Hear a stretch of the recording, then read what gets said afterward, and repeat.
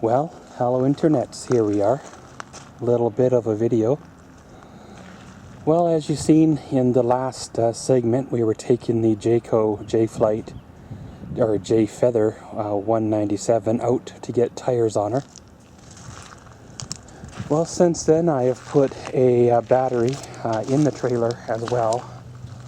Done a little bit of troubleshooting to make sure everything still works, and a couple things like that.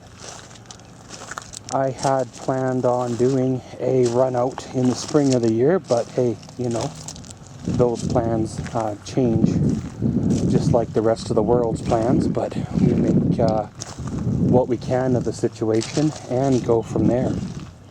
So I have an opportunity now to make a run out.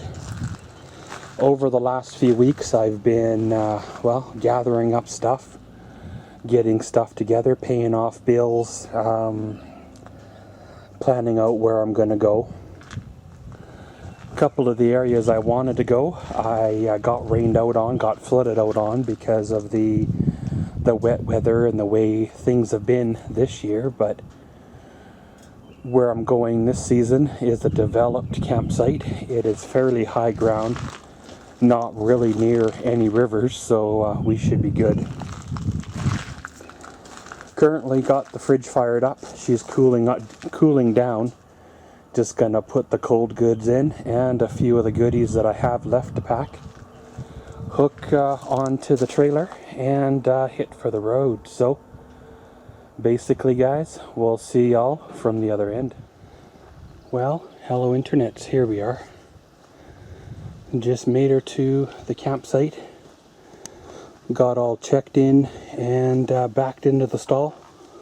Got all good to go for, well, a night anyways.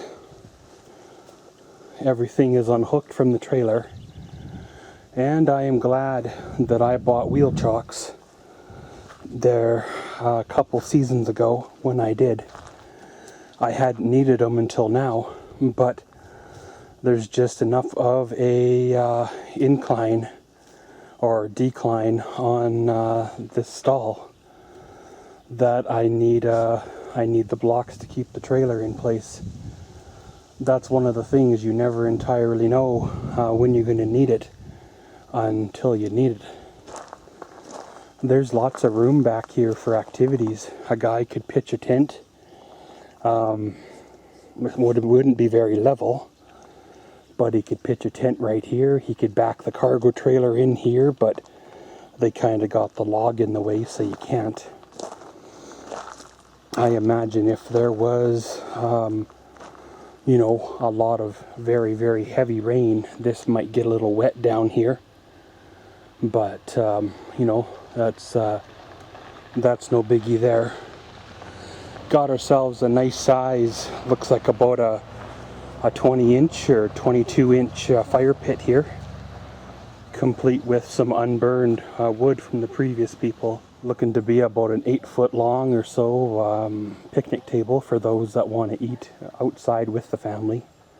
Of course, for me, there's no eating with family. It'd just be me and my chair and my table kind of a thing, and well, the trailer and the traveling companion, my dog, But pretty much, guys, we're all set up here, all good to go. I'm going to cool down a bit, plug in the trailer, take it off the propane for the fridge, finish putting some of the goodies away and things like that, and then we'll be good to go. A semi-end to another beautiful day. Had ourselves a wonderful barbecue supper. Currently just getting a fire going. I had to buy pre-bagged wood that's been probably cut green and then split and bagged, sitting for the last 6 months or something maybe, and out in the rain, so it's a little wet. I think campsites do that on purpose. So the wood's not too dry, so you can't build the fire too large. I miss my my wood that I had at home. My cut-offs from my wood shop, they burned very, very well, very, very hot. And I used to bring them with me for, fire starter, for supplementing the bagged wood you buy at the campground. You know, when you're paying, $8 a bag for maybe 20 pounds of wood. It kind of sucks. But at the same time, you know, there is a cost that they have to incur. And it's just kind of one of those added costs that they, a way for them to recoup it. I'm going to do some exploring around the campsite tomorrow. Campgrounds tomorrow. There's supposed to be a public beach around here, as well as 2 or 3 more group picnic site areas that I wouldn't mind to explore for further years' use. I haven't had my toes dipped in water in quite a few years now, like a lake and all. I'm not talking about a bath or a shower. That would be just nasty. But so it'd be neat to walk along a pier or a dock and dip my toes in the water, kind of a thing, just to say I did. But not really much of a swimmer, but I've been known to wade in the water a little bit. Probably going to add some more wood to the fire and put some more wood to dry. Get the old chair around the fire, enjoy the warmth, and get on with the old evening.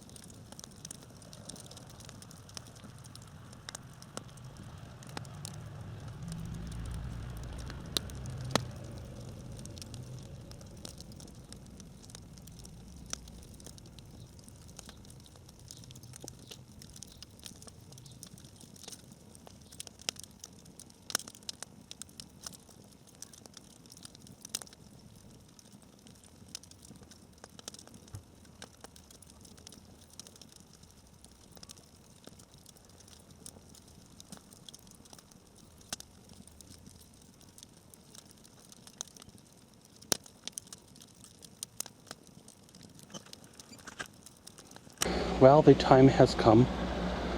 My camping trip is over. The time has come to clean on up, to pull on out. I got the trailer hooked onto the truck, safety chains, breakaway cable, good to go. Got my chair, the table, barbecue, all the camping goodies all put away, including the wheel chocks. Didn't forget them. That's definitely a bonus. Got the fridge running on propane to keep the freezer goods cold till I get back. Got the cord all wound up and good to roll. Just doing a final walk around the campsite to make sure I didn't leave anything laying around, anything valuable behind.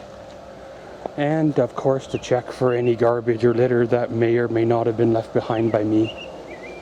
This stick was, left behind by the previous people. They used it as a fire poker, so therefore I'm going to leave it behind for the next person, just kind of, passing along a gift, I suppose. The only thing left is to dump the tanks. However, I will spare you guys the wonderfulness that is in those holding tanks, and I will dump that myself, and then we'll see you from the road. After that is just parking the trailer in the stall, cleaning her out, and then she's good to go. So let's get at her. Hello Internet, here we are. It's my voice from the future. The not too distant future.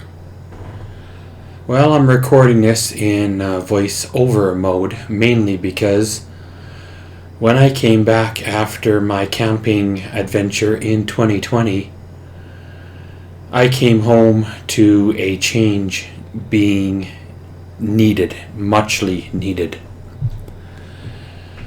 My current landlord, or former landlord now, and me are needing to part ways. After what's it been, 2 years of living there, to at least a year or even longer than I ever thought I would be or should have been.